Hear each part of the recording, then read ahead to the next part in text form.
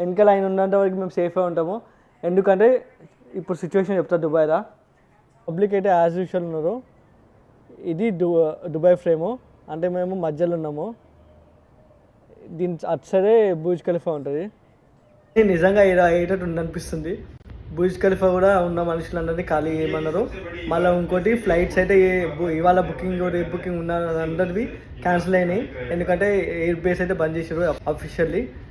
Next news వచ్చేవారికి తెలుస్తుంది. అందుకనే మీరైతే అనవసరంగా బయటకి వెళ్ళకండి, ఇంకా మన రూమ్లో అయితే ఉండండి. ఎందుకంటే మన ఇండియన్ గవర్నమెంట్ కూడా హెల్ప్ లైన్ నెంబర్ ఇచ్చింది, మీకు ఆ నెంబర్ అయితే పెట్టినా, ఎవరిలో ఎమర్జెన్సీ ఉంటే దాన్ని కాంటాక్ట్ అండి.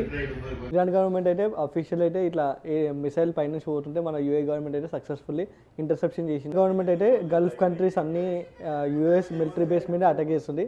జనరల్ పబ్లిక్లో ఇట్లా అట్లేం చేస్తలేరు. అది గుర్తుపెట్టుకోండి. మేమైతే సేఫ్గా ఉంటాము, మీరేం టెన్షన్ పడకండి. రైట్, మళ్ళీ బీ సేఫ్, ఏడికైతే బయటకు వెళ్ళకండి.